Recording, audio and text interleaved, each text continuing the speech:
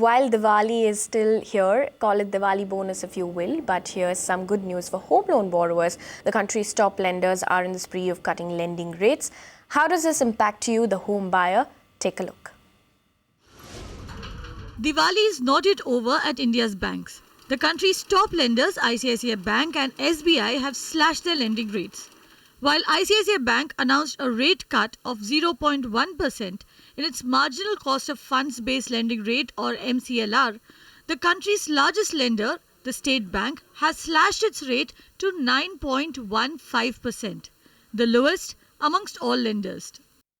This follows the action of RBI Governor Urjit Patel, who in his maiden policy slashed repo rate from 6.5% to 6.25%. Repo rate is the rate at which banks borrow money from the Reserve Bank. So how will this impact you if you have a home loan? Even if you take a ballpark example of say a 1 crore of loan, and within that the EMI reduction itself would be approximately 1500 rupees per month. Multiply that by about 12 months and there's a substantial saving. And here we are making an assumption of a rate cut of to the extent of 0.25%, 0.25%.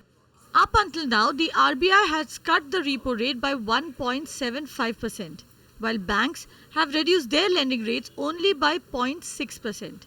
While banks may not have translated the entire rate cut to borrowers, here's what has changed.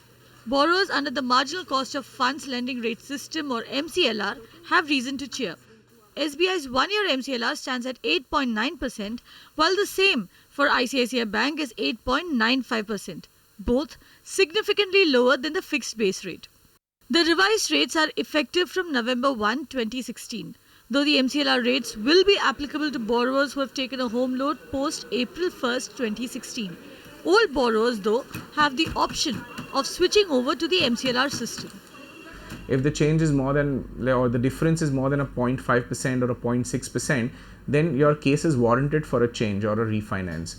However, in that, the second condition that you must look at is where in the loan are you at.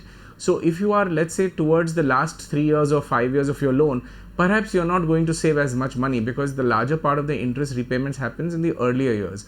And the third condition, of course, is if you can afford, along with these two things, afford a slightly higher EMI and you're getting a good sanction from a new lender, then that's your third case to transfer.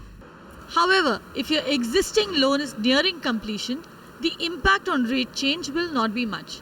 Analysts say that new borrowers must cash in on falling interest rates and save significantly on their EMIs. With Amita Balachandra, Kavita Krishnan, Magic Bricks Now. You can watch live TV on our website mpnow.in. Find us on Facebook at facebook.com/magicbricksnow. And don't forget to click the like button.